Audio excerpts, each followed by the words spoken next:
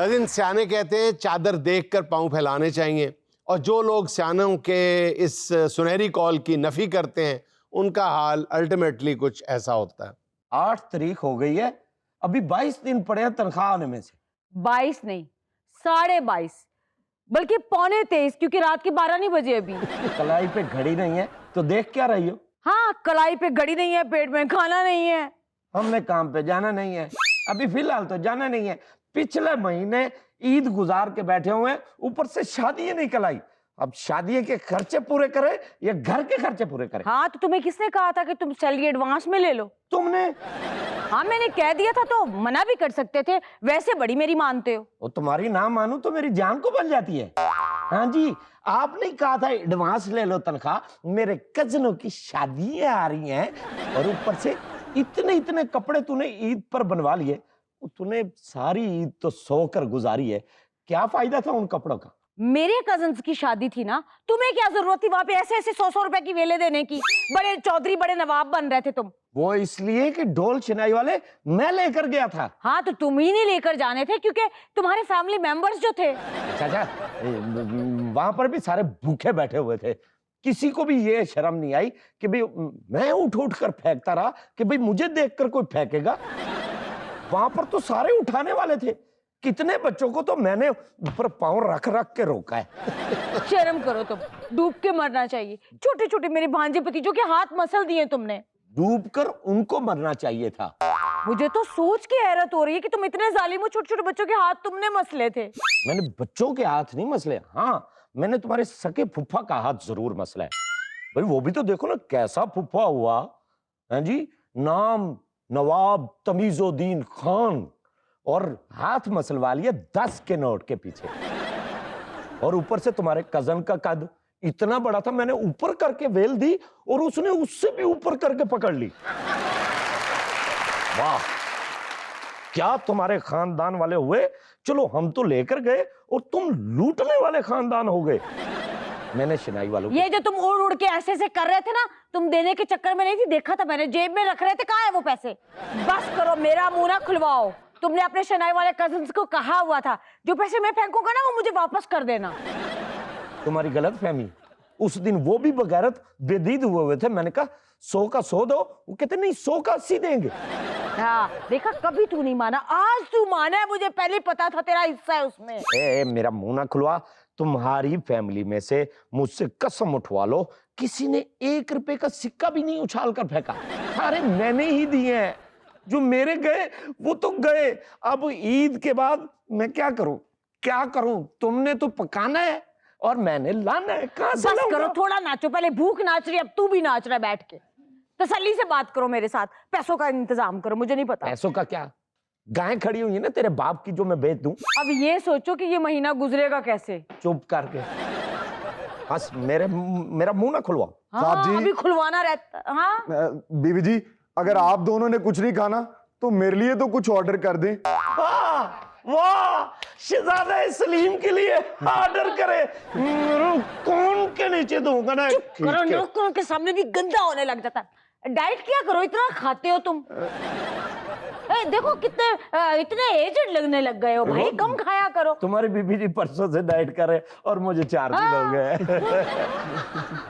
Diet करो बेटा, diet. चले डाइट कर लेता हूँ, स्टफ चिकन ही मंगवा लें। एक बात तुम्हें बताऊं, जी साहब। आज दिल बड़ा सूफी तबीयत का हुआ है। अच्छा। आप किचन में जाओ जी, 4 शापर पड़े हैं जी, वो उठाओ, दरबार पर जाओ जी, अपने लिए खाकर हमारे लिए लेते आना। वैसे भी दरबार के खाने की इज्जत जरूरत है इस घर को, बरकत उड़ गई हुई है इस घर से। और वहां पर तुम्हें बरकत भी मिलेगा, बरकत देगों वाला। उसको मेरा नाम लोगे तो शायद थोड़े से ज्यादा डाल दे। अच्छा, वो जो 7 रंग का क्या बोलते हैं उसको? मुतंजन। हाँ, मुतंजन। मुतंजन जरूर लेके आना। लेकिन नहीं बीबी जी, अभी तो आपने कहा डाइट करो, मैं चावल नहीं खाता। तो फिर बेटा तुम बैठो, मैं तुम्हारे लिए मांग के ले आता हूँ। कैसी बात कर, नौकर है कि तू हमारा मालिक है? चुप कर जाओ।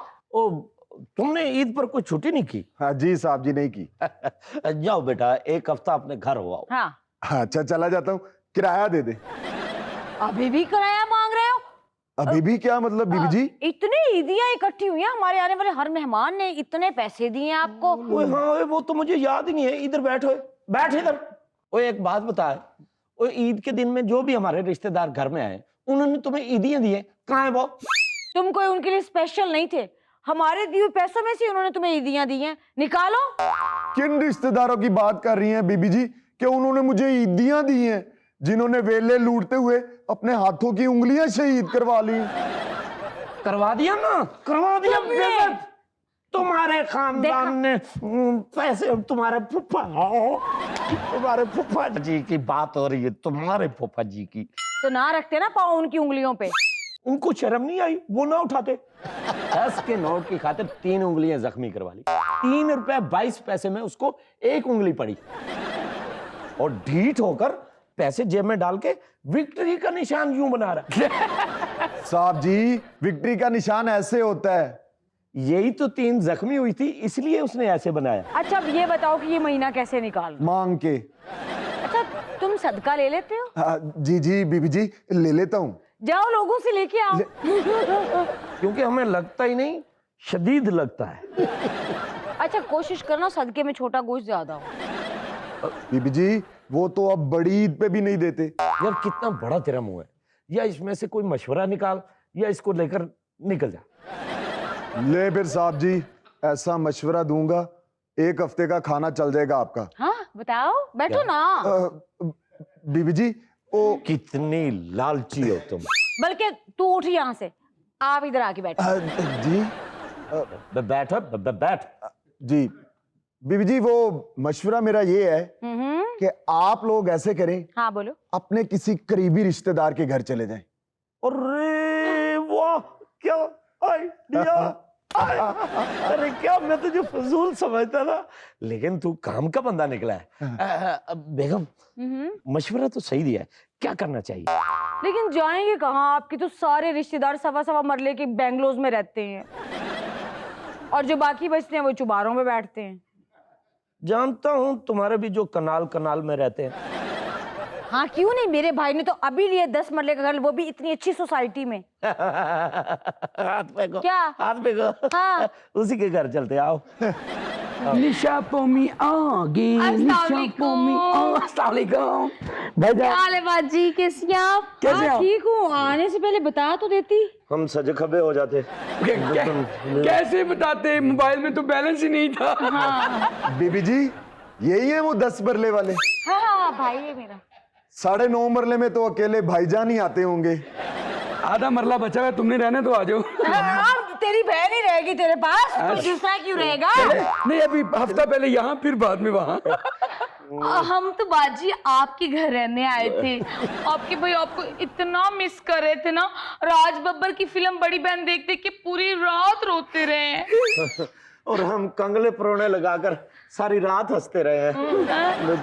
बहन लंगड़े परोने कहा है इसने, मुझे छेड़ा, इसने मेरी बॉडी शेमिंग की है। तुम अपने घर वापस चले जाओ, नाराज हो जाओ इसके साथ। बल्कि मैं भी तेरे साथ ही जाऊंगी, 10-15 दिन अपने भाई को मनाऊंगी। जब तक तू मानेगा नहीं, मैं नहीं आऊंगी। सुलह हो गई, सुलह हो गई, सुलह हो इतनी कोई बड़ी गई। बात हमने जाने नहीं बहन, हमने अपनी बहन को और बहनोई को कभी नाराज करना है? नहीं, कभी कभी कर दिया कर इस बुलूस को।